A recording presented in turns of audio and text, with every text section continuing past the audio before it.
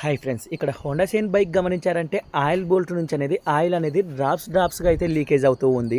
దీనికి ఆల్రెడీ ఒకసారి డై అయితే వేయించారు. నేను ఇక్కడ ఆయిల్ బోల్ట్ అనేది బయటికి లోపలికి అయితే అంటూ ఉన్నా.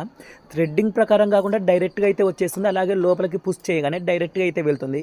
దీనికి ఆల్రెడీ ఒకసారి డై వేయించాం కాబట్టి నెక్స్ట్ అయితే డై వేయించడానికి అయితే ఉండదు, స్లివ్ అయితే వేయించాలి. అలా స్లివ్ వేయించాలంటే 99% అయితే ఇంజన్ అయితే ఓపెన్ చేయాలని అయితే చెప్తుంటారు. అలా ఇంజన్ ఓపెన్ చేసామంటే ఎంత లేదన్నా 2000 నుంచి 2500 వరకు అయితే ఖర్చు వస్తుంది. అలా ఖర్చు పెట్టుకోకుండా సింపుల్గా బైక్ పైన మనమైతే డై అయితే వేపించడం అయితే జరుగుతుంది. మీరైతే చూడండి, సారీ డై కాదు, స్లివ్ అయితే వేపించడం అయితే జరుగుతుంది. ఇక్కడ నేనైతే మీకైతే స్లివ్ అయితే చూపించాను కదా, దాన్ని హోల్ కాస్త ఇంజన్ ఛాంబర్ హోల్ అనేది కాస్త పెద్దగా చేసి దానికి స్లివ్ అయితే ఫిట్టింగ్ అయితే చేయించడం అయితే జరిగింది. మీరైతే చూడొచ్చు, పర్ఫెక్ట్గా అయితే సెట్ అయింది. నెక్స్ట్ నార్మల్ ఆయిల్ బోల్టే, మనకి అన్ని బైకులకు వచ్చే నార్మల్ ఆయిల్ బోల్టే దానికైతే ఫిట్టింగ్ అయితే చేసి అయితే రెడీ అయితే చేసాం. ఎటువంటి ప్రాబ్లం లేకుండా, ఆయిల్ లీకేజ్ కాకుండా సింపుల్గా అయితే సెట్ అయింది. వీడియో నచ్చితే లైక్ చేయండి ఫ్రెండ్స్.